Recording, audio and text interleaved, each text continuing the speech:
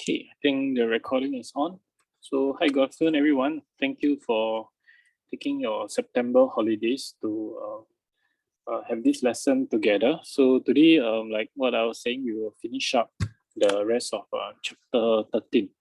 Okay, so I believe before we left off the last lesson, I gave you two questions of homework. But before we approach the homework questions, okay, let me do a quick recap of what we have learned in prisms. Okay, so last lesson we understood about prisms. The two main calculations that we learned was the calculation of the volume of prisms and the surface area of prisms. Okay, so for the volume of prism, we make use of this general formula where we use the base area and we multiply it by the height. Okay, so it's important to identify this base area, okay, because the base area will be a bit different depending on the orientation of the object. So the object is vertically standing, you will see a base area will be either the base or the top. If the object is lying down, you will see the base area to be a front or a back surface. So the base area is also known as the cross section. So every time when you slice it, it will be the same. So that's how you can use it to identify. Then after that, you use that base area and multiply by the height. This is a little bit like when you calculate, your cuboid. You take the length times breadth, which is to find the base area, and multiply by the height. Then we explore into the understanding of the concept of nets, where you take a prism and you open up all its surfaces. You get what we call a net. So a net, one of the nicest way to open up this net, okay, using open up a net for a prism is to open up the lateral surface, okay, across, and then after that you have your base to just place at the top and bottom. So that allows a good calculation of the area of the net. So the area of the net basically is just the sum of the lateral surface plus 2 of the base area. So there's always 2 of the base area and the sum of the lateral surface. And how do you find the sum of the lateral surface? Do you need to calculate one surface by one surface?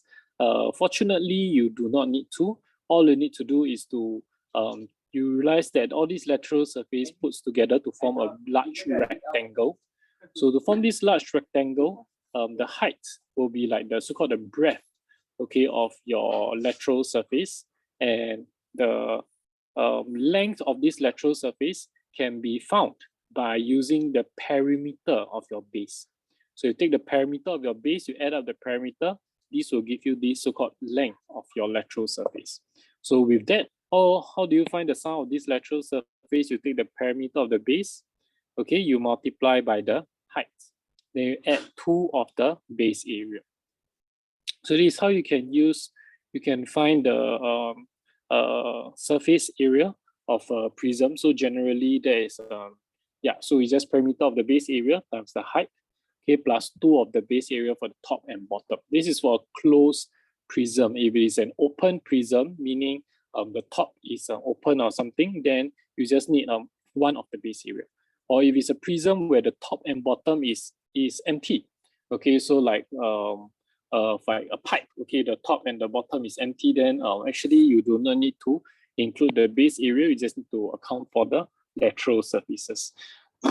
Okay, so like that, what I mentioned just now is important to be able to identify what is your base area, and using that base area, okay, you multiply by the height and so on. Okay, so with that quick recap, okay, so let's return back to the homework questions that I left you all with, which is I think question 3 and question 4. So over here in question 3, you see a pentagonal prism. So where is the base cross-section area? So every time you look at prism, I think one of the most important things is to first be able to identify, okay, what is your base area. So in this case, this yellow shaded area is the base area. Okay, and they tell you that this base area is 150 cm square. Okay, they tell you the length of each of the sides, and they tell you the height is 21 cm. So to find the volume of the prism, you take base area times height. Base area is 150. Okay, height is 21, so you get 3150 cm cube. Okay, if there's any error in my calculations, please let me know. Okay, then for the total surface area of this prism, So you take the perimeter of the base multiplied by the height to find the total area of the lateral surface. So the perimeter of the base, okay, I just take 10 plus 6 plus 11 on this side, then plus 13, then plus 8. Okay, so there's the perimeter. Then you multiply by the height of 21. So that will give you the total area of the lateral surface that is surrounding it. And then you add on 2 of the base area, which is 2 times 150. So you should get 1308 cm squared. All of you got this?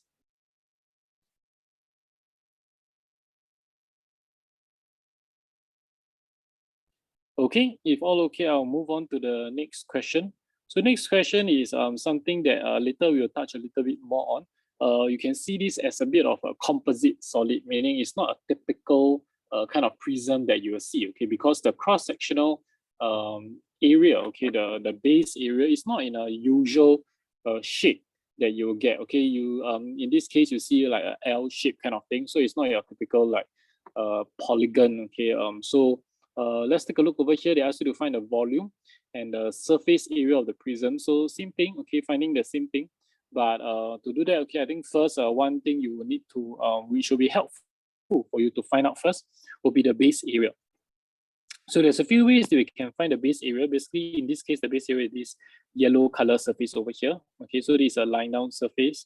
So if you cut across here, you realize that you always get the same L shape. So this should be your base area, okay, and not the top, not the side, and kind of stuff. Okay. So this is the base area. So to find the base area, there's a few ways. Like I say, you can either chop this out into smaller rectangles to help you do the calculations, or like for me over here, my calculation, what I do is I take a larger rectangle and I subtract away the smaller one that is missing over here. So meaning I imagine this as something larger, then I subtract away the smaller one to find this. So the larger one, I know that this is 15, this is 20. So I take 15 times 20, which is 300. And then the smaller one over here is 12. Then over here is 10 because this side is 5. So this means that this is 15 minus 5, which is 10. So I take 12 times 10, okay, which is 120. So I get that the base area is 180 cm squared. So having my base area now, I can easily find my volume. It's just the base area multiplied by the height, which is 25 in this case, since this is lying down. So this is my height, okay? So the key thing to know, like I said just now, the base area is important because the height and all these will depends on it. Like in this case, because the base area is this surface, so my height is actually CH, okay? But whereas over here, you can see that this solid is actually like lying down. Okay, so my base, my height is actually also lying down. So your volume, you should get 4,500 cm cube. Okay, I hope that you got that. Okay, take note of your units. This is volume, so it should be cm cube. Then in terms of the total surface area, so same thing, you take the perimeter of the base, multiply by the height, plus 2 times the base area. So 2 times the base area, we already know that it's 2 times 180, so you can just write that down quite straightforward. Height is 25. Okay, and what is the perimeter of the base? You just need to add them up. This is 15, this is 20, this is 5, this is 12, this is 10, and this is 8. Okay, 20 minus 12, so this is 8. So you just add them up. Okay, you should get 70. Okay, as your perimeter, and you just do the multiplications, you should get 2110 cm squared. Okay, any issues with prisms so far? Wait, Jack, can you show question 3 again or not? Question 3, I haven't copied, so I want the picture. Sure.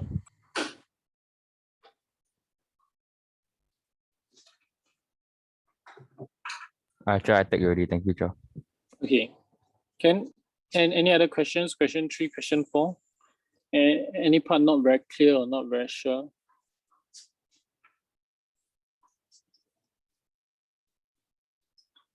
Okay, if don't have, I will move on. Is that okay? I move on. Okay, so before we left off the last lesson, I mentioned that, okay, after we learn prisms, we're going to learn cylinder. And cylinder is also a prism. Okay, it is also a prism that the special thing about cylinder is a prism where this cross section is a circle. Okay, so it's a prism where the cross section is a circle. So let's take a look at some of the notes, okay, for cylinder. So cylinder is a solid with two parallel circular end faces.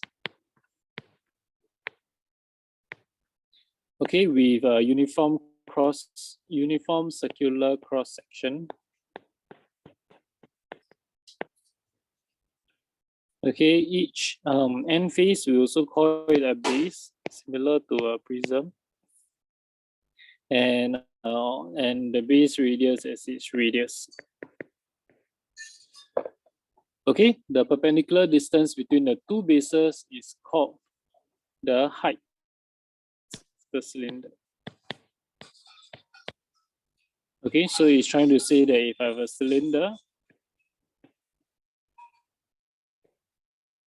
okay, so there is two parallel circular faces, okay, and it's a uniform cross section, meaning they no matter where you cut along the cylinder, you get the same circle.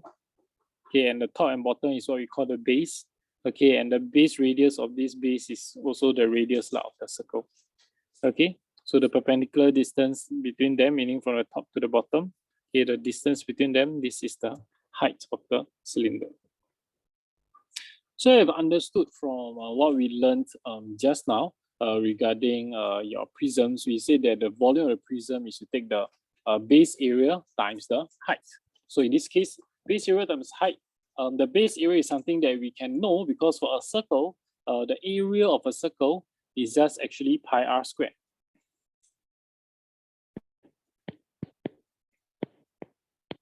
Okay, this is something that I've learned in primary school. So you know that the area of the circle is just pi r squared. So the volume of the cylinder is just simply, okay, pi r squared times height.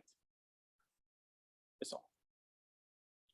Okay, so even this is not something that you need to specifically memorize or remember for cylinder because it is just same as how you calculate prism, just that now in your area is a circle, so you just apply your pi r square. Everything else remains the same. Okay, so volume of cylinder pi r square h, where r is the base radius and h is the height of the cylinder. So with that, let's take a quick look at example 1. So find the volume of the following cylinder, giving your answers to 2 decimal places. So we take volume.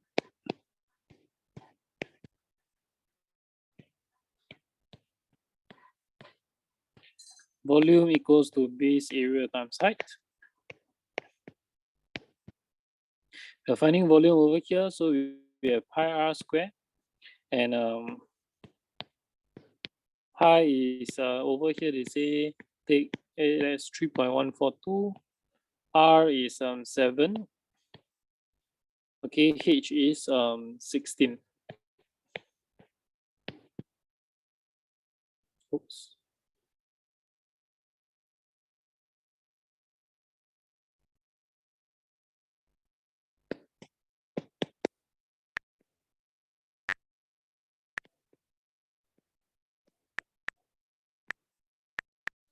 Two, 4, 6, 3.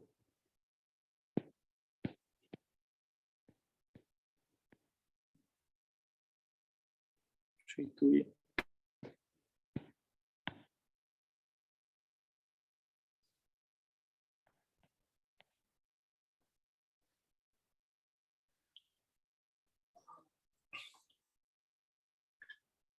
Okay, if you round this off to 3SF, you will get 2, 4, 6, 0.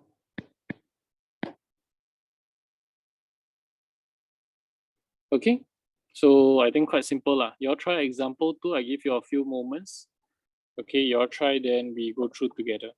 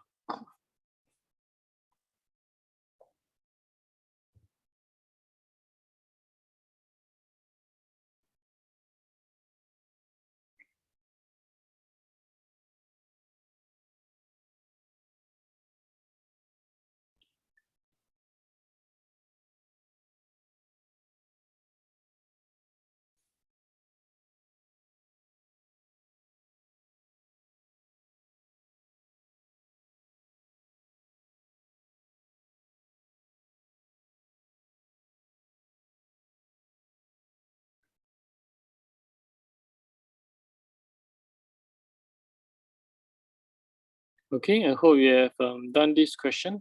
So same thing, let's take a look. Okay, we know the volume is equals to base area multiplied by the height. We know that the volume is 989.73 cm cube. Okay, pi r square is the base area, so you know that pi is 3.142. As following from here, r square, h is 12.6. You substitute in. Okay, to make r the subject, you throw everything else to the other side. You get 989.73 divided by 3.142 times 12.6. Then you take the square root, okay, you get 5 cm.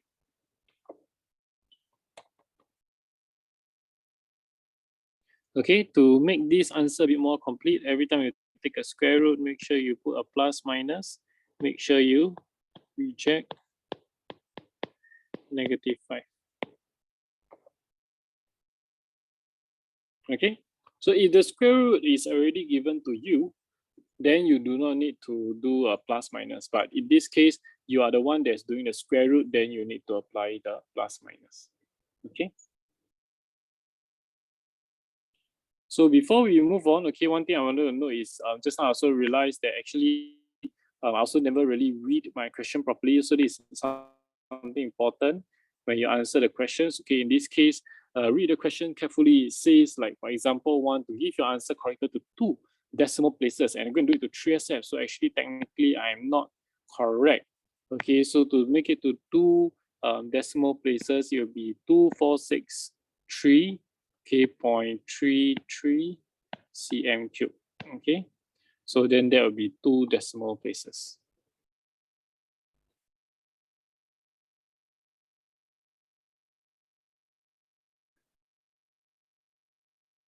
Okay, so yeah, any other issues? If not, I'll move on from here.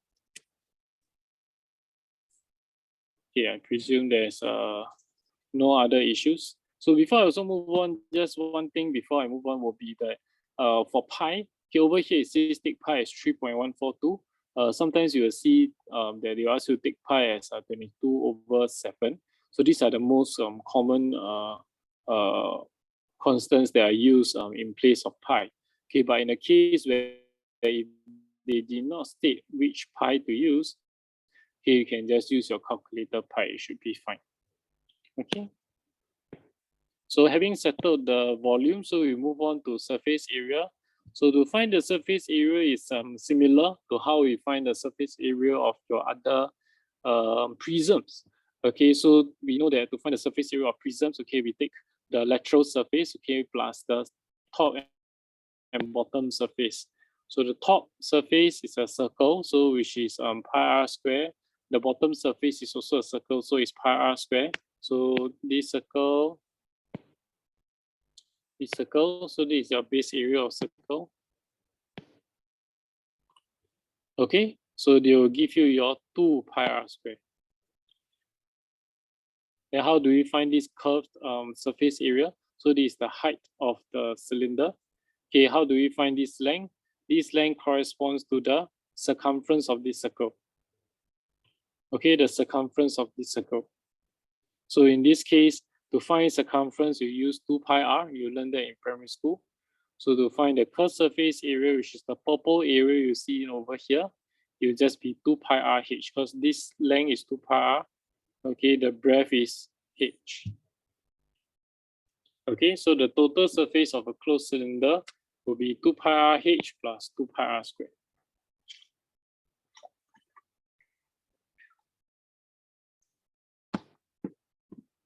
So the total surface of a cylinder is the total area of its net. I think this one quite straightforward. So let's take a look at some examples. So our first example over here. Okay, given the following dimensions of a cylinder, find its total surface area. So total surface area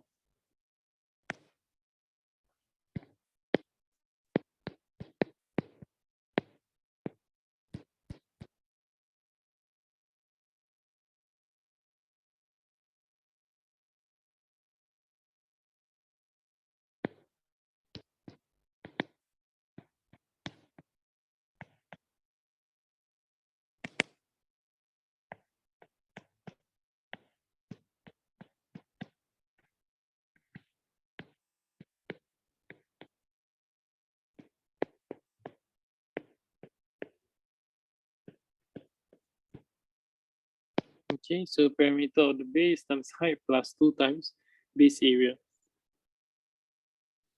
So in other words, it's actually just 2 pi RH plus 2 pi R square.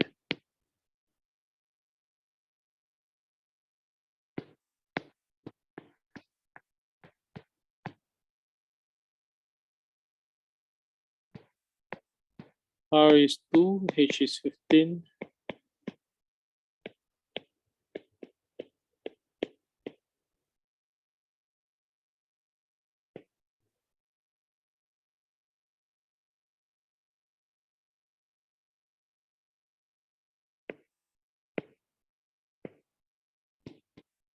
Okay, then you just need to key in everything into your calculator.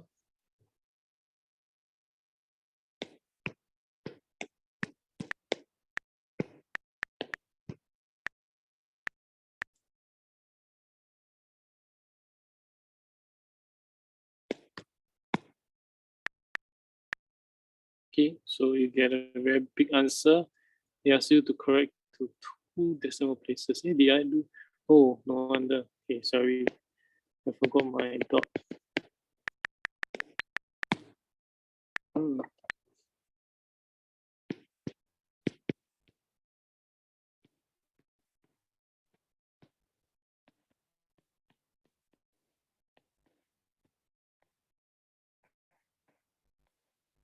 So take note for area, you use the units of cm squared.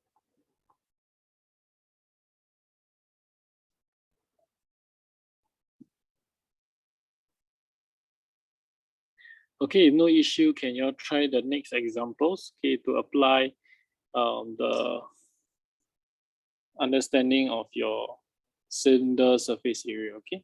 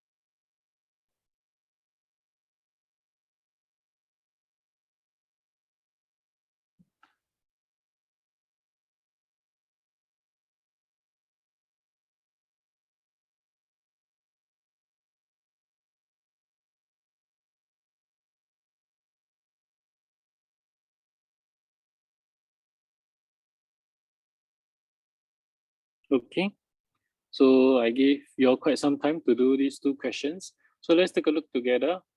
Example 2, here they tell that a cylinder with a height of 10 cm with a curved surface area of 180 cm squared. Find its radius r. So in this case, they say that the curved surface area, okay, is 180 cm squared. What is curved surface area? In case you were not clear just now, curved surface area only refers to this purple color area, okay, or what in the previous prisms we call it the lateral surface. Okay, but for cylinder we have surface area. So this curved surface area, okay, is defined by calculating what is the circumference of the circle 2 pi r multiplied by h. So it's 2 pi r h. So you can use that to find. So curved surface area is equals to 2 pi r h.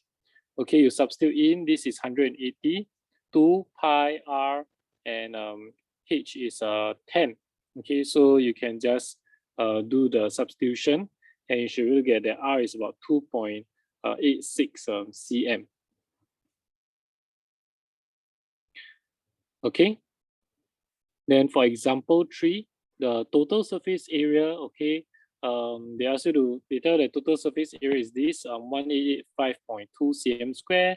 Okay, they ask you to find the height. Okay, so total surface area is 2 pi r h plus 2 pi r square. Okay, so you substitute in the value. So total surface area 1885.2. You substitute your 2 pi r h, 2, pi is 3.142, r is 10, you don't know what is h. 2 pi r square, 2 pi r square is 10 square. Okay, you do your rearrangement. It's just some algebra. This whole thing you shift over there, so it becomes negative. These three values you shift to the bottom. Okay, then you just key into a calculator. You should get that the height is 20 cm. Okay, do you all get that?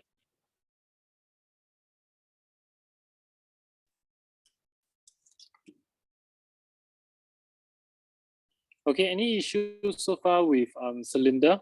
If not, that's more or less it for cylinder. Okay, so I think cylinder is quite a fast one because it's quite similar to prism, just that now that the base is circle. That's all. Okay, so we're going to move on. Okay, to the next portion. Okay, before we move on to the last portion, which is more on composite figures or composite solids, where we look at solids made out of different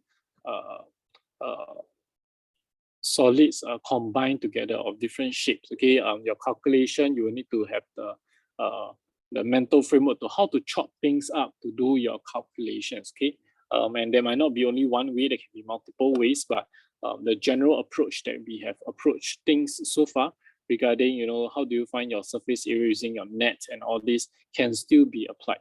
Okay, but before that, let's look at some conversion between units. Okay, so I think this one is could be a recap for most of you, since in science we have already learned how to do this conversion. Okay, so I think 1 meter to 100 cm, I think this one you already know in primary school. The one that you might people might mix up with is in terms of from meter squares to cm square. Okay, so this is when we are doing our map skills. Okay, we did some conversion in terms of area, and I did say before that even though 1 meter is 100 cm, 1 meter square is not 100 cm square. Okay, because why? 1 meter square is actually 1 meter multiplied by 1 meter, which is actually 100 cm multiplied by 100 cm. So it's actually 10,000 cm square. Similarly, when it comes to volume, okay, 1 meter cube will be 1 meter times 1 meter times 1 meter, which is 100 cm times 100 cm times 100 cm. So in terms of cm cube, it's actually 1 million cm cube. Okay. Of course, other than having your meter cube and cm cube for your units for volume, another common units you might see appearing in question. Okay, is using the liters and milliliters. We know that 1 liter is 1,000 ml. Okay, 1,000 millimeters, and 1 ml is actually equivalent to 1 cm cube. Okay, so 1,000 ml will be 1,000 cm cube. So over here, there's an overall table of how you can do this conversion. So between cubic millimeter to cubic centimeter to cubic meter to cubic kilometers. Okay, so you just need to apply the factors accordingly. Okay, so let's just do a quick exercise. Okay, how do we find the following areas in cm square? So beforehand, we already established that 1 meter square is actually 10,000 cm square. So you can straight away make use of these results. Even if you don't, okay, all you need to do is just to do a quick one. So 7 meters square will be equals to 7 times 1 meter square.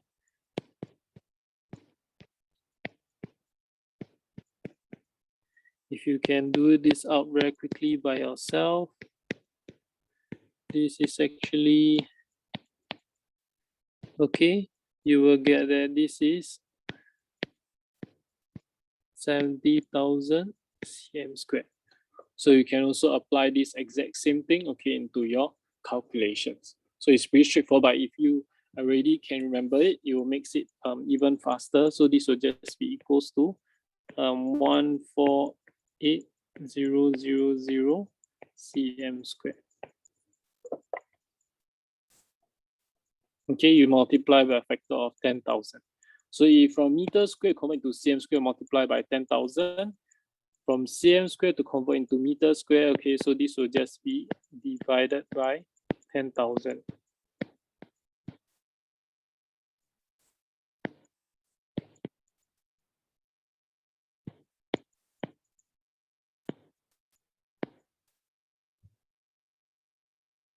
Okay, so similarly for this question,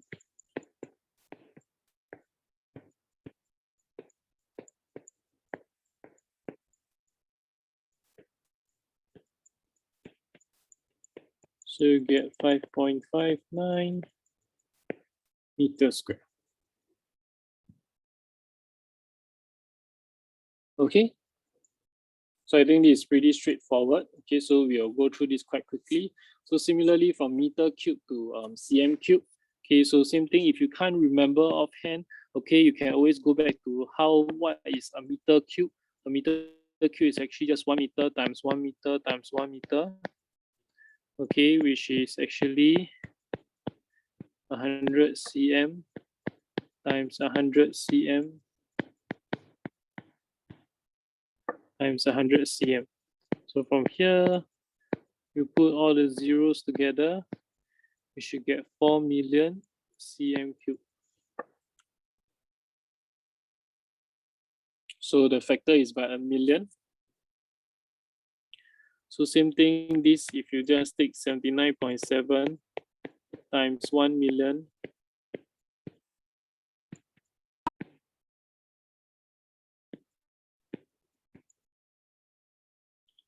okay, so you get 79700.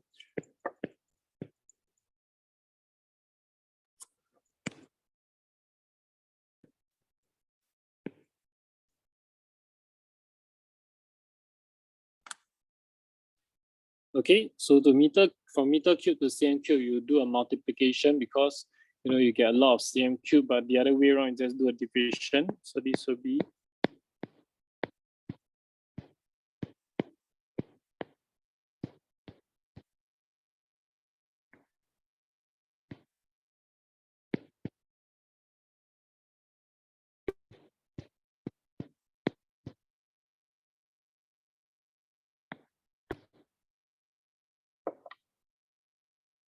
okay. And last one, please also try out yourself.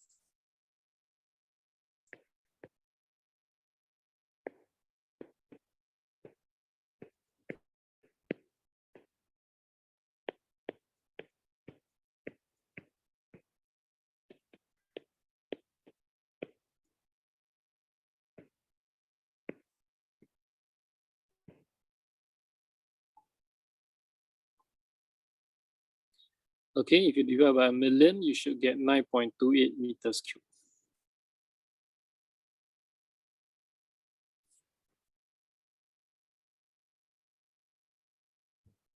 Okay, I think the time now is about 2:54, 2:55. I think it's a good time to take a break. Okay, so far we have gone through our homework questions.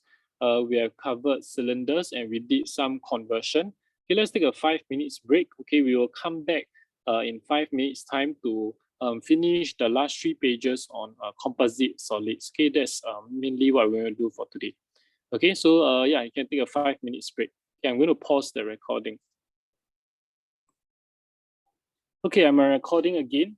So yeah, welcome back to the second part of today's lesson.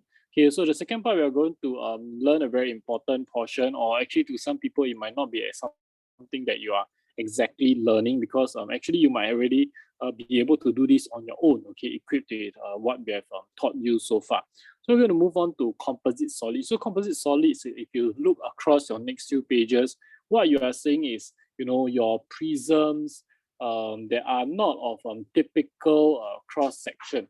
Okay, meaning they could be a combination of different shapes, or they could be a shape with a certain portion being chopped off and kind of stuff. So with the difference in the shapes, we need to apply different strategies to find out the things, you know, or the quantities that they would like you to find out. So we're going to do the remaining questions together here and there. Okay, some parts we'll do together, some part I might just, you know, get y'all to try a bit also. So but the first few questions I might just do together so that, you know, y'all roughly get a sense of, you know, what is it like. Okay, so let's take a look at this first question over here. Okay, over here we have this composite solid. They say it's a loaf of bread with a uniform cross section, and they tell you that ABDE, okay, if you can see over here, I don't know whether your printed diagram is clear enough, but in case it's not clear enough, you can look at the one I have over here. ABDE is a rectangle. Okay, BCD is a quadrant, okay, with a center B.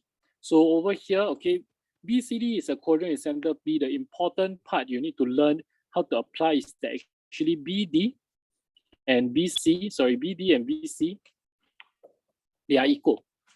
Okay, because if they are a quadrant of a circle, BC and BD, they are just actually your radius of a circle.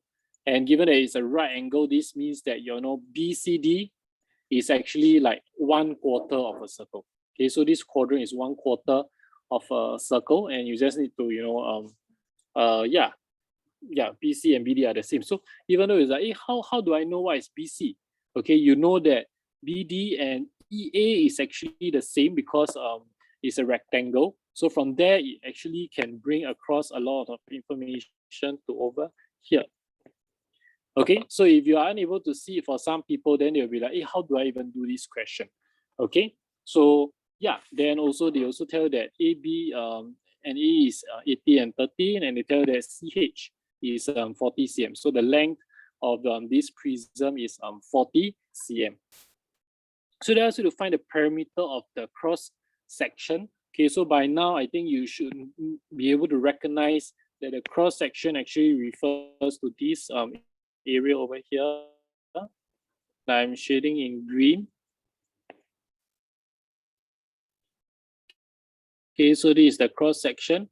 Okay, because when I chop the bread in all these areas, I will still all get the same shape, okay, of the cross section. Okay, so first they ask you to find the perimeter of the cross section. Okay, so I think to find the perimeter of the cross section, we didn't know that this is 18, this is 13, this is 13. DE will also be 18. Okay, so what we need to find out is what is CD. CD is a curve over here. Okay, and just now I said that actually your BCD is 1/4 of a circle. So it's 1/4 of a circle. What you can do is this CD will just be 1/4 of the circumference of the circle. Okay, so a circle, you know, a whole circumference, you know, is 2 pi r. This is just 1/4 of that. Okay, so with that, okay, let's do our calculations.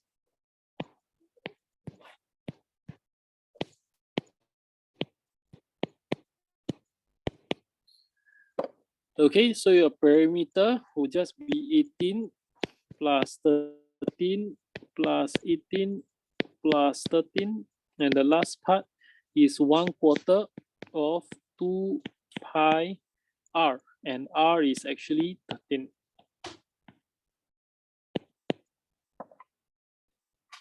Okay, so if you want to, take a few steps to do your calculations, this will be 40, 50, 62. Plus this will be 13.5 pi. And all you need to do is to just key into your calculator, 62 plus 13 over 2 pi. You get 82.4.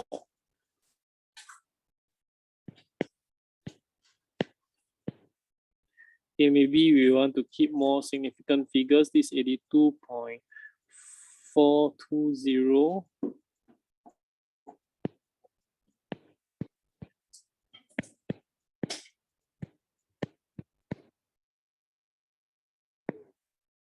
cm.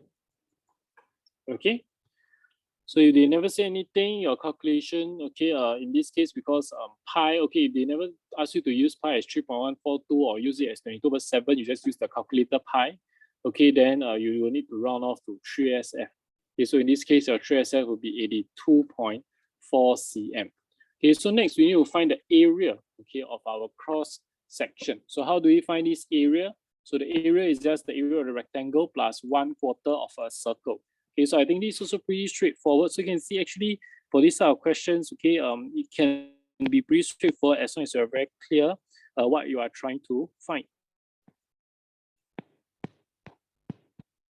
So area will just be 18 times 13 plus 1/4. In this case, area will be 1/4 pi r squared. So pi 13 squared. Okay, so 18 times 13, 2, 3, 4.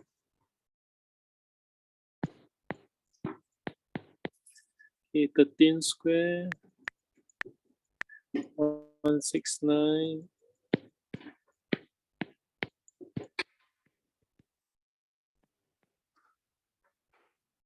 Okay.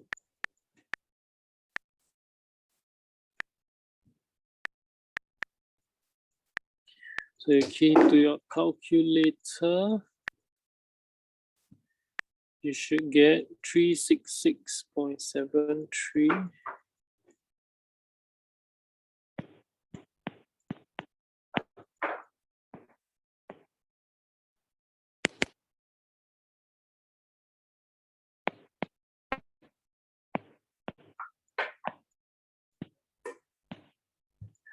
Okay, so as per usual, your area to 3SF. Okay, why do I actually keep okay, this portion is an important portion. Okay, usually you don't need to write this, but okay, the ability to write your answer in this format, okay, in the highlighter in yellow format is very important. Later you might see that some of the questions, they will ask you to leave your answers in terms of pi. Meaning, okay, if there's a pi in your answer, they ask you to not evaluate out the pi. Okay, so in that case, you don't lose any accuracy, you get a full value. Okay, so like in this case, this is an example where, okay, we do not evaluate out the pi, we keep it as a pi. So if the question asks you to leave your answer in pi, the parameter will be 62 plus 13 over 2 pi. Okay, or the area will be in this case. Okay, so then, but of course, if you evaluate out, okay, make sure you round off to 3SF. Okay, I keep it as 5SF in case subsequent parts you need to do some calculations and you want to use the more SF value, you can use the one over here. But of course, ideally, you will want to use the one that does not lose any accuracy at all. Okay, so next they ask you to find the total surface area of the bed, of the bread. So total surface area, okay, based on what we understand of prism. So even though this is a bit more complicated, okay, but the same general principle still applies. Okay, to find the total surface area is actually the sum of the lateral surface, which is all the side of the bread. How do you find the lateral surface? You take the parameter of the base multiplied by the height, you will get the lateral surface. and then you add 2 of the base area, which is the 2 green color areas over here. Okay, so you just apply that.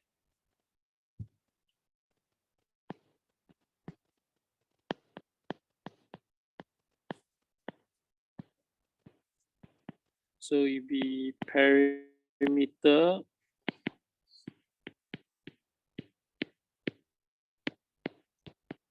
of base times height plus 2 times base area. So parameter of base we calculated above is actually, if I want to keep the full value, it will be 62 plus 13 over 2 pi times height, which is 40, plus 2 times base area, which is also the cross-sectional area. So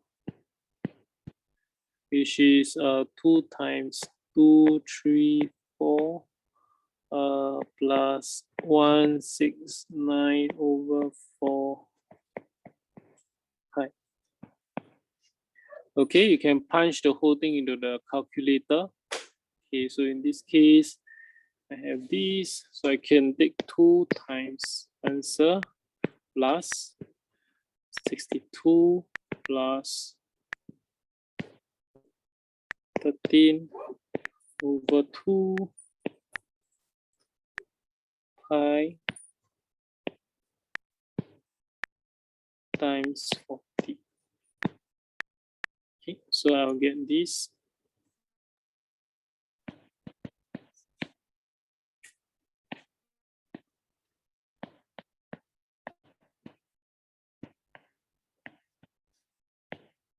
Okay, 3SF, I'll get 4030 cm squared.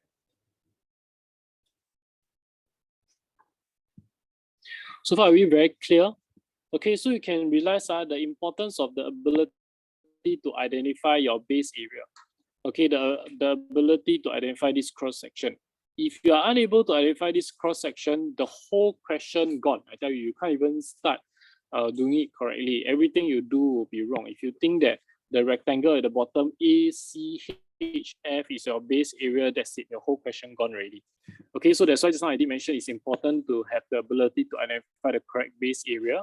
Then using the base area, you apply some strategies such as that, for a circle, the radius is the same. So BD is 13, BC is 13. And from there, applying some general strategies on how do you, do all your calculations. Okay, and last but not least, okay, volume, I think is the easy to find part. Okay, so let's finish up this question.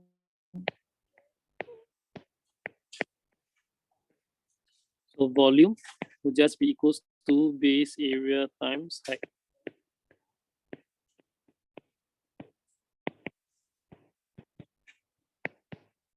Okay, which is 234 times 169 over 4 pi times 40.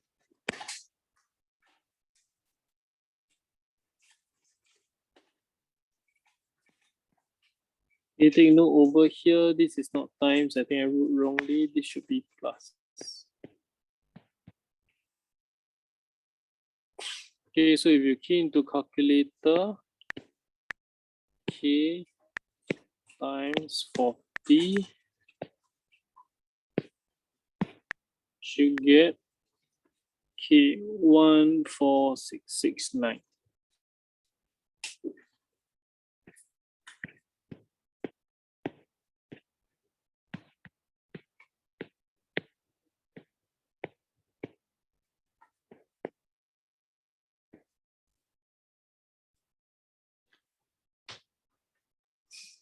Okay, are we clear on the general approach to this type of question? Okay, so you can see that actually there's quite a lot of calculation. It can be quite tedious, and this can easily add up to a lot of marks. Okay, I think I'm not surprised if this whole question can easily add up to like even 10 marks. also, okay, because there's really quite a lot of calculations to go through, okay, just like over here to account for all the parameter, okay, the working could be 1 mark, the answer is 1 mark, okay, accounting for the area, it could be another like 1-2 marks or 2-3 marks, okay, over here also the same thing, over here also the same thing, so each part is all 2-3 marks, you add up together, you can easily, this could be even up to a 10 mark question.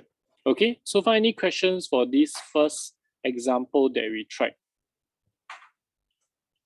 Okay, I hope you start to get the hang of it. So we move on to the next question. So the next question over here show a prism, okay, whose cross section is formed by cutting out triangle CDF from the parallelogram ABFE. So you can see over here a parallelogram ABFE. They even show you the dotted line over here of the previously which got cut off. Okay, and they tell you that AB is 25, DE is 15, BH is 30, which is this the length. So over here, in case you are unable to, you should identify that this is your cross section. Okay, so then they ask you to, they also tell you that the height from C to EF, okay, is 8, and the height from C to AB is 10. So this one is the height from C to AB. This is not C, and as in this length is not like CF and BC. Okay, so CF is not 8. Okay, so if you look at it, if you draw it out in terms of 2D,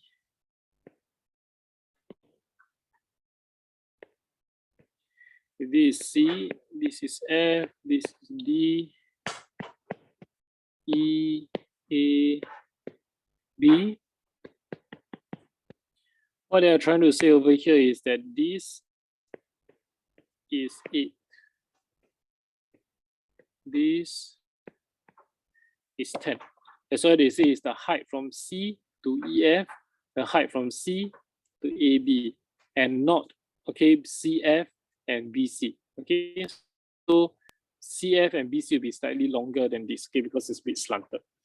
Okay, so with that, they ask you to find the volume of the prism. So in this question, only need to find volume. So to find volume, you need to find the cross-sectional area, and you multiply by the length, the height, which is 30. So how do you find this area? You can find the area of the parallelogram, subtract away this triangle. Okay, so to find the area of the parallelogram, there's no part A, B, sorry.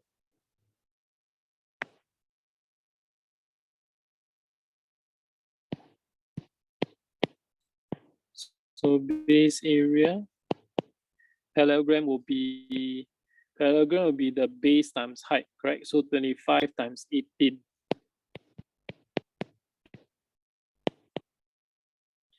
That will be 450. Am I correct or not? Yeah, better check. Okay, correct. Okay, so 450 cm square. Okay, but no, sorry. I jumped too fast. Okay, you need to subtract away this triangle. So this triangle will be, triangle will make use of half times base times height. So the height will be 8. The base DF will just be 25 minus 15. You can see over here, because AB is 25. AB is 25. I realize there's some lag. Yeah, so AB is 25. DE is 15. So DF will be 10. Okay, so this will just be half times 10 times 8. So you subtract away 40. So base area will be 410 cm square. So therefore volume, which is your base area times height,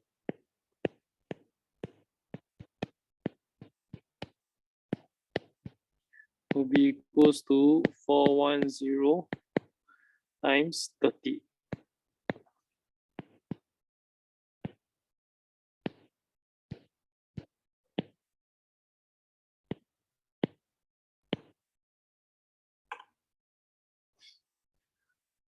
Okay. So this is the strategy where you do subtraction, you remove. Okay. So it's just like just now for the over here what we do is we piece them up together. We take a rectangle plus a quadrant. Okay, over here is I take a parallelogram, I subtract away a triangle. Okay, so these are the one of the two main strategies when it comes to this. If you forgot how do you find the area of your parallelogram, how come I take 25 multiplied by 18? Okay, go back to your formula. Like I said, I think I printed some cheat sheet, formula sheet for you guys. Parallelogram is just the base multiplied by the height. So you can see over here, I think in one of your pages. Okay, so yeah. Okay, if we go back to where we were. Okay, and actually just now you should remember one of the homework questions that I gave. I said that it's a good, it's actually a bit like a composite solid, because if you see over here carefully, because the moment is taking time to load. Over here you can see for this particular L shape, you can see it as it is a larger rectangle. You remove a smaller one, or you can see it as, you know, two rectangles. You can chop it out into smaller rectangles and add them up. So it's either you chop it into smaller ones, you add them up, or you take a bigger one, you subtract away a smaller one. Okay, so these are the two main general approach. Okay. So look at question 3 together. Over here we have a rectangular block of wood, okay, with a cylindrical block, okay, being cut out from it. So in the center is actually hollow. Okay, it's empty in the center. So in this case, this is an example where you have something and you remove something from it. Okay, so and then over here they ask you to take pi as 3.142 and correct all answers to 4SF. Calculate the original volume of the wooden block. Okay, so I give you all a few moments to do it. Original volume of wooden block should be quite straightforward. I think even primary school students can do it. So yeah.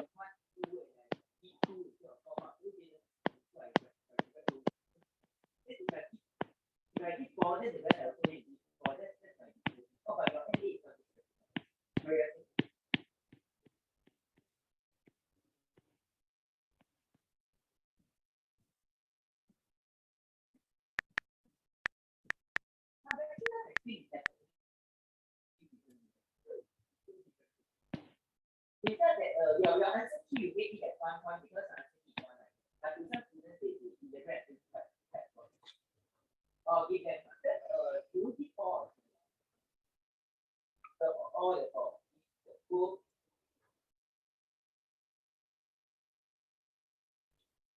Okay, I think most of you should be able to get that the original volume is 3360 cm cube. Okay, because just a cuboid basically.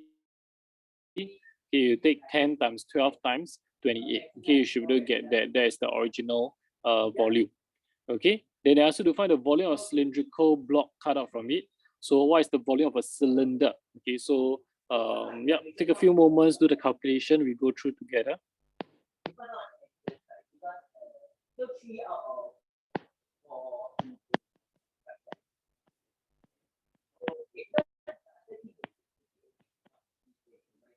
So those right there, no, I can see it.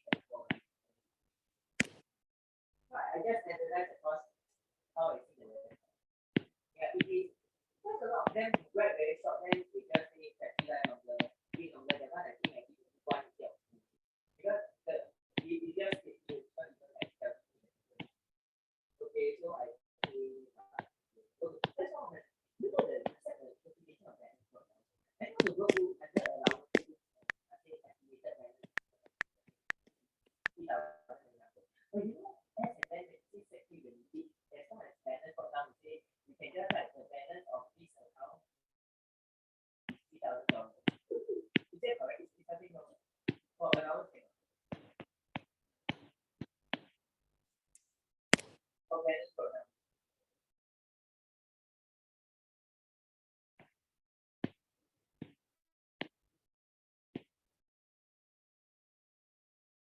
So for trade receivables, they say instead of saying the balance of trade receivable is how much, they should say customer owe the business how much. It's actually explaining what is the trade receivable, right? Okay, I think part B also quite fast. Okay, if you remember from just now, how do you find the volume of a cylinder?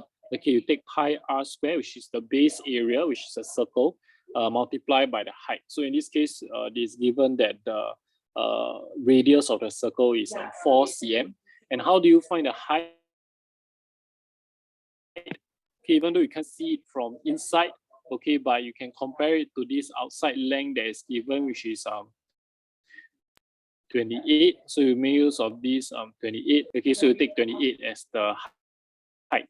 Okay, so then yeah, so 3.142 times 4 square times 28, you should get 1410 cm cube. Okay, so what is the volume of the remaining block of wood? Okay, so I think this one is quite easy. Just take the difference.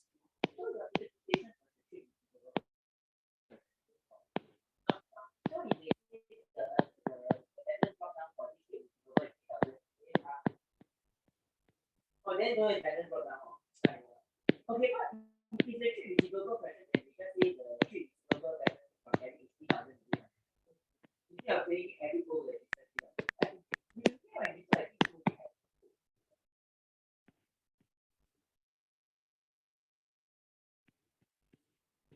Then put my balance brought down, so I base on total.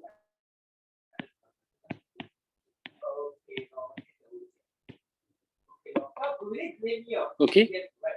So if you do this calculation, okay, you will get that the remaining volume is 1950 cm cube. Okay, so this is a very guided question. Okay, you should expect that during the exam, they probably will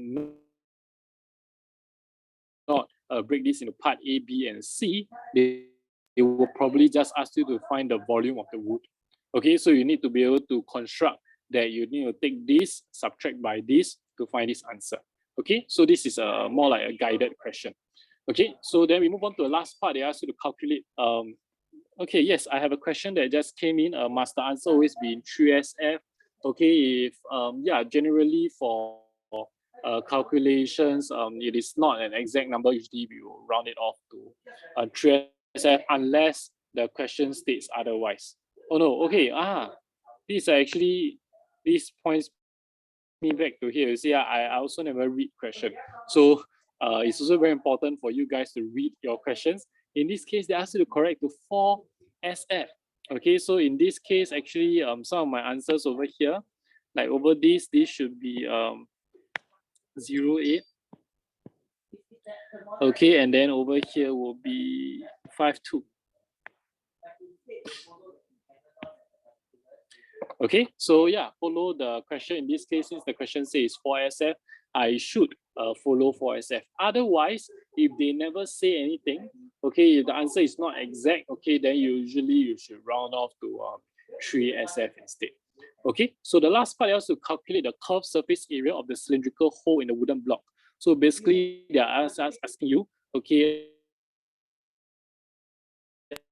the cylinder over here, what is the curved surface area lah? So in this case, when applying the formula, one important thing about this topic is you cannot just blindly remember the formula. You need to understand. Okay, so for example, when we are calculating, do you know what is the lateral surface, what is the curved surface, what is the base area, and kind of stuff. So in this case, they are asking you to calculate the curved surface area because they are empty. They are just empty space. There's no area involved in that. So just the curved surface area, how do you do that? You take 2 pi r multiplied by h. Okay, that's how you find your curved surface area. Okay, so let's do this together.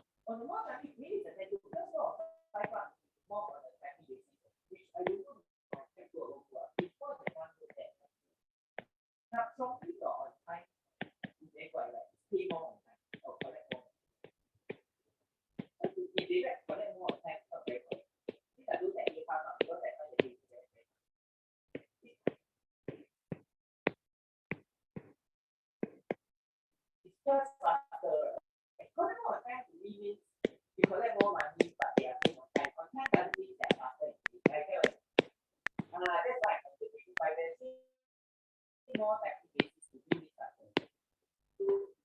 Yeah, correct. That's a few of them rank more like basic statistics, or then those who rank more often more regulate more. Compared to me, often just means there's a lot of time. 7 minutes plus.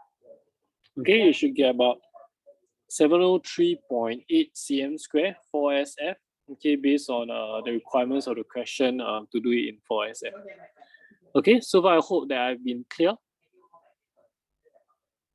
I think we are on good time. It's 3:30 and we are halfway through our questions. So let's continue to finish up the remaining one. Okay, do you all think you want to try this or you all still want to continue to do together?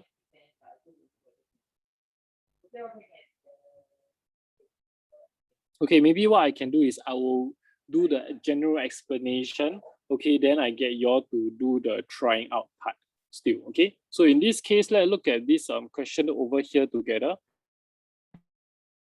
Over here, we have a solid machine part. Cross section consists of a trapezium with a vertical height of 4 cm.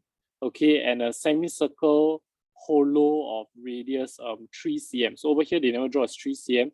But this is where, okay, it's also important to always read the question. Sometimes not all information might be, presented clearly on the diagram. Okay, so they ask you to calculate the area of the cross section. So I think you should be able to recognize that the area of the cross section refers to this.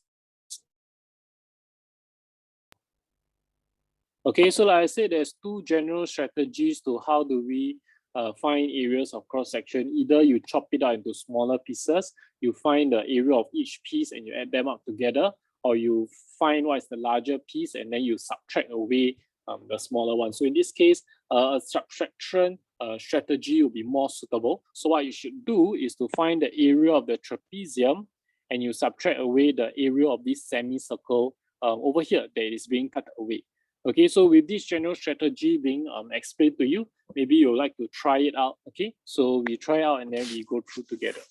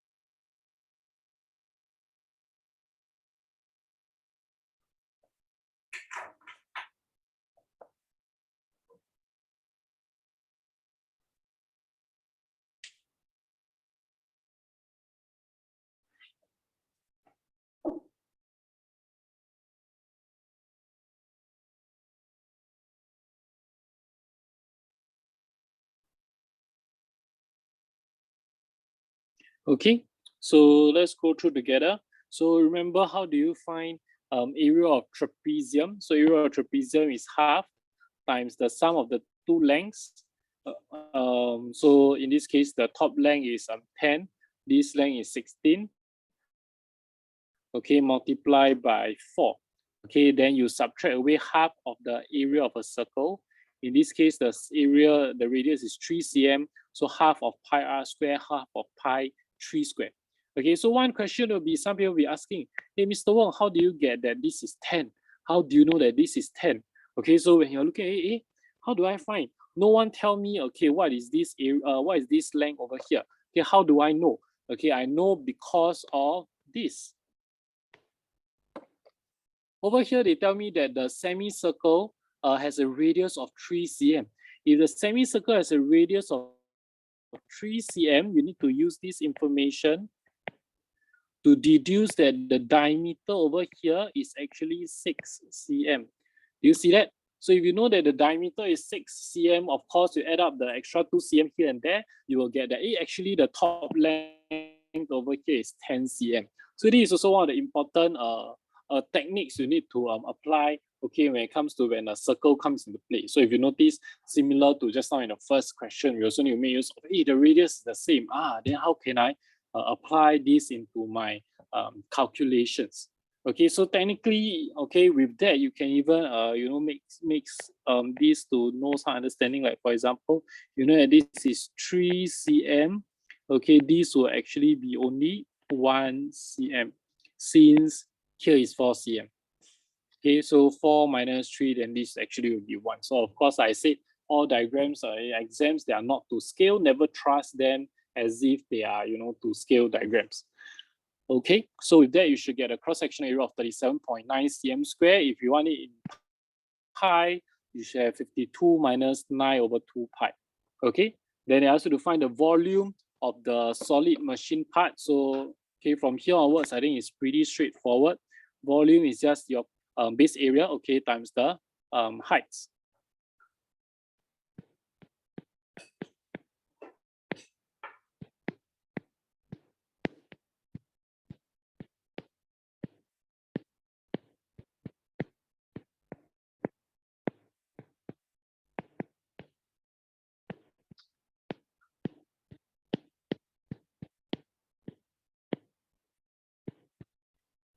The height in this case would be 28. Into calculator, I had this as my last answer, so very good. I can just straight away multiply by 28.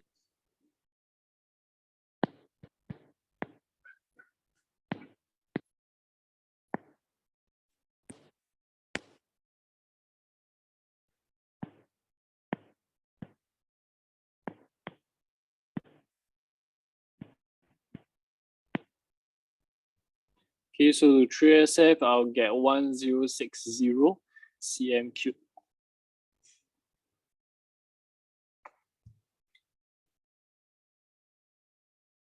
Okay, I hope all of you have that. Okay, how do you calculate the surface area? So surface area is similar. Okay, so first you need to find out what is this circumference of this lateral surface.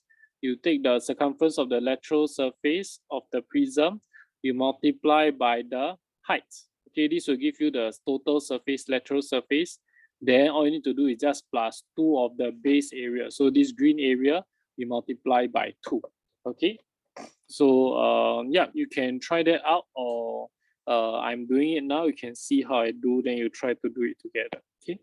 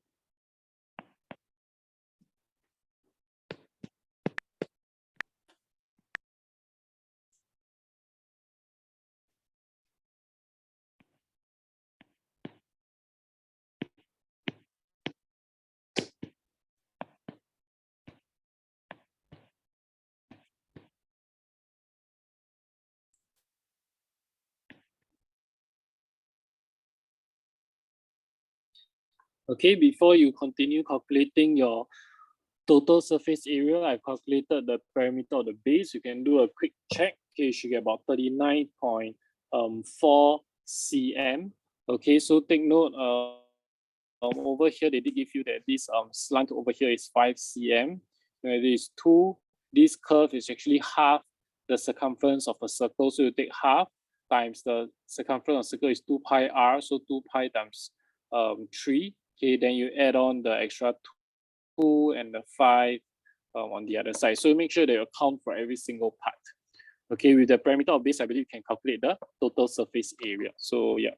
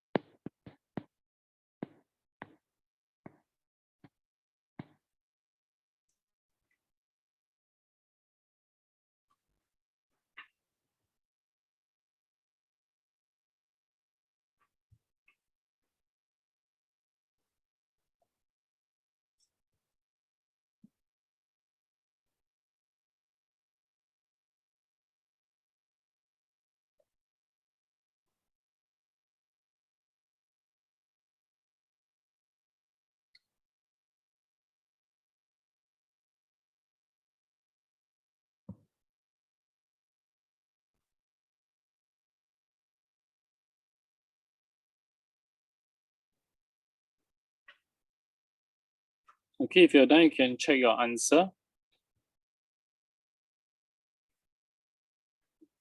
Okay, so you apply the general understanding of how do you find the total surface area.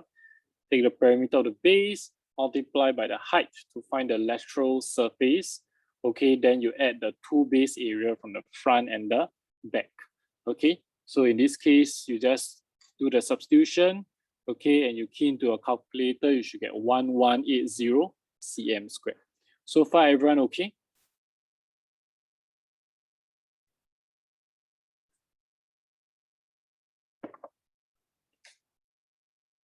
Okay, then we move on to the last page. Okay, we have finally arrived at the last page. Okay, it's not been a easy afternoon for all of you. Okay, the last page, the question, the questions that I put over here is slightly different. In the previous 4 questions, you see generally the same kind of way where they give you a prism, they ask you to find the area, they ask you to find the volume. Okay, over here we are going to do a little bit of where you see some, transferring or sharing of volume and using a given volume to find the other sides. Okay, so let's take a look over here. Over here, we have a fish tank. Okay, there's filled with 3/4 filled with water. So first, they also calculate the volume of the water in tank. I think this one is quite straightforward. You can take 3/4 applied, multiply to 60 cm to find the height of the water, and then you multiply by 80 and 50 to find the volume. So let's do it together now.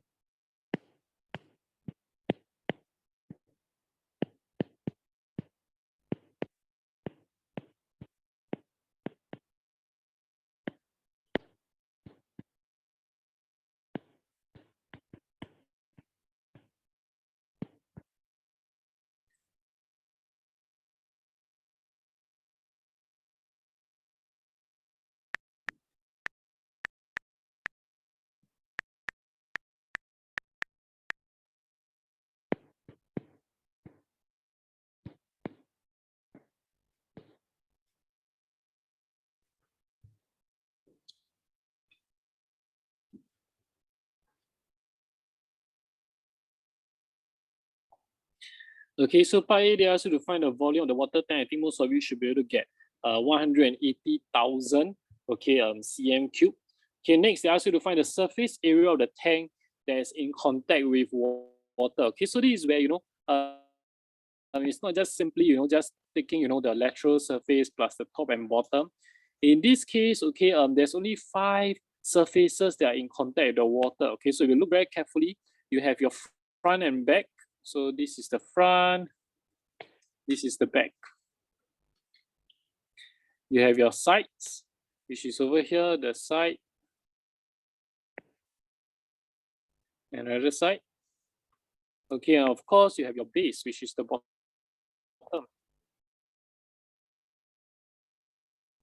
Okay, the top, there's no top surface for you to really talk about.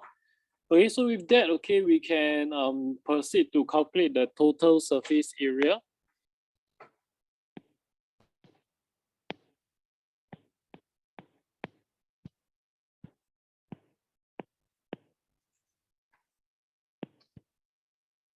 Okay, so the base will be 80 times 50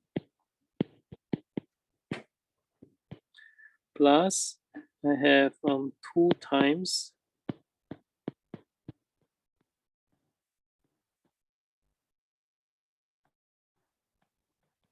this is the front and back. Then I have my left and right.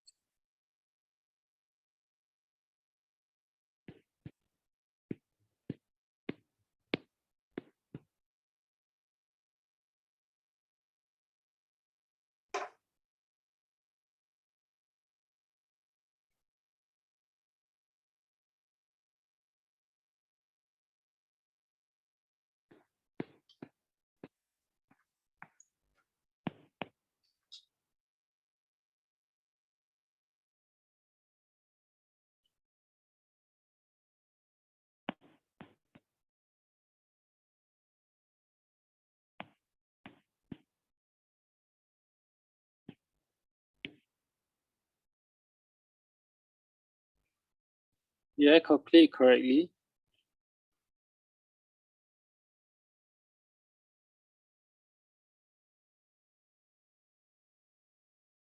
Now you're trying also. Yes. Okay, so can I correct? Okay, good. Okay, so this is the surface area here of the tank that is contained with water. So the part C is the one that I say is something slightly new. They ask you to find the new height of the water when it's poured into an open cylinder, okay, with a radius of 30 cm. So over here, you know that this is the cylinder. How do you find what is the new height? So over here, you might need to apply, okay, the formula. Okay, in terms of the volume of a cylinder is actually pi r square h, correct? Because pi r square is the base area, h is this whatever height of water you're getting, which is what you're trying to find. You know that r is 30, okay? So you can equate that to over here, we should have previously found the volume of water. Okay, this is the same volume. All the water is being poured over. So let's perform the calculations now.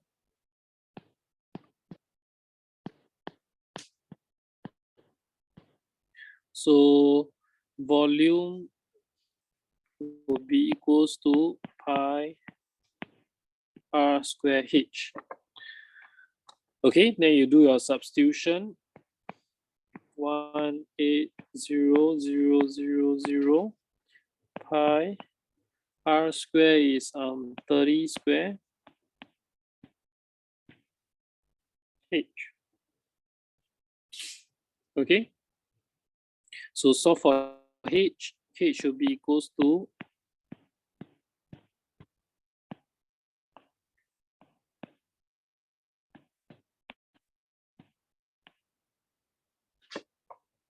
okay. If you want to simplify this even before you do your calculation, if I'm not wrong, this will be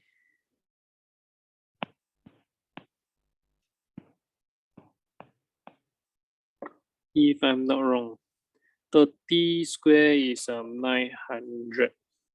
Yeah, so it should be left with 200 over pi. So 200 divided by pi, you get that this is equals to, okay, there in a space, so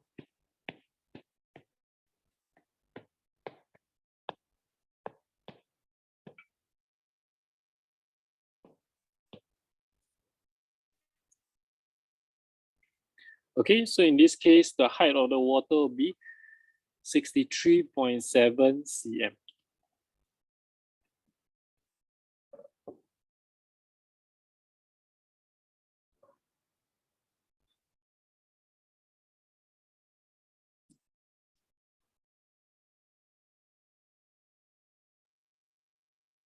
Okay, if no questions, we move on to the last question. Do you want to try the last question on your own?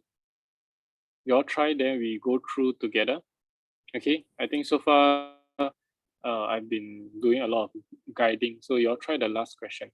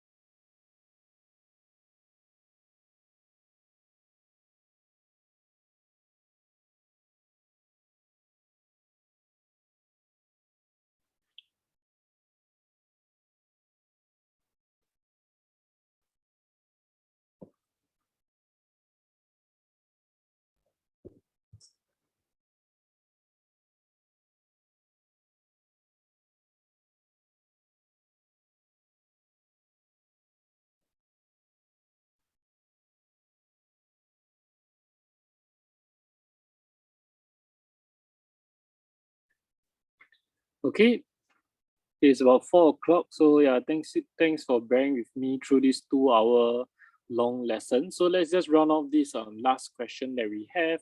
So they ask you to find the original volume of the wax. This is a rectangular or cuboid block of wax. Okay, 10 by 7.4 times 2.5. You keep the calculator, you should get about 185 cm cube. Okay, then they tell you that this wax is now melted down, divided into 2 equal portions, and poured into 2 moles as shown below. So you have these 2 moles. Okay, so one is cylinder, one is an L-shaped prism. Okay, so if you are unable to identify a cross-sectional area, this is the cross-sectional area. Okay, so they ask you to find the height of each one of them. So easy. So all you need to do is just apply the understanding that the volume is equals to the base area times the height. So the base area of a cylinder will be pi r square. For a substitution, r is actually 2. Okay, then you should be able to get that height is about 7.36 cm.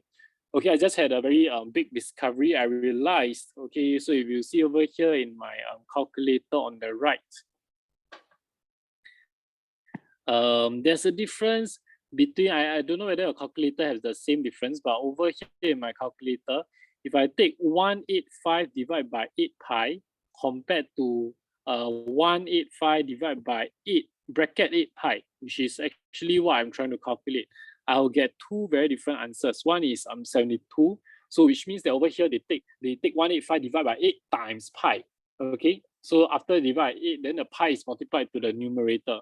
But what I want is actually the pi to be the denominator, which is 7.36.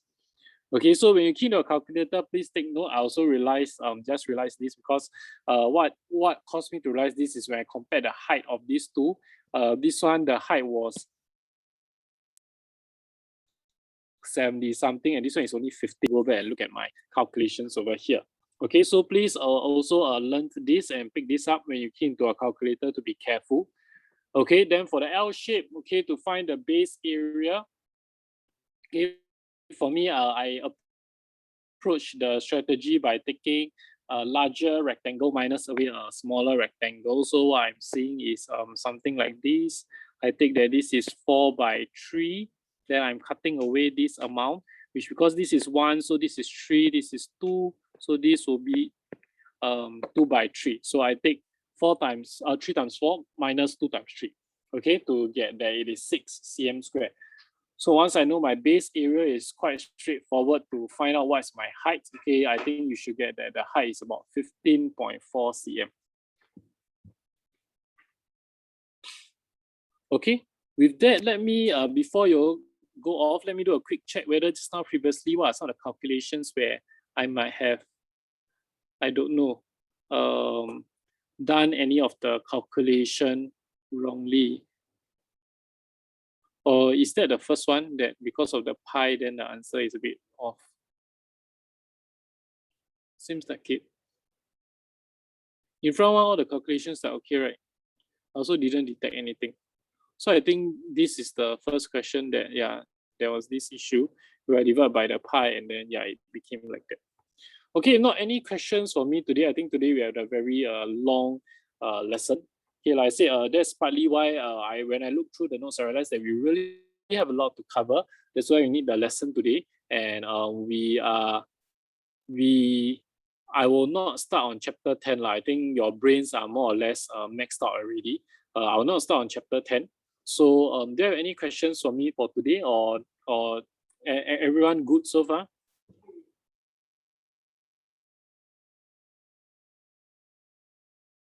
If not, for this topic, like I told you, I didn't prepare any homework for you guys. I think the questions here has been quite rigorous. So the remaining time, what you can do is really, I give you all the past year papers to do. I think your holiday is pretty filled up with quite a lot of work to do. So I shall not give any more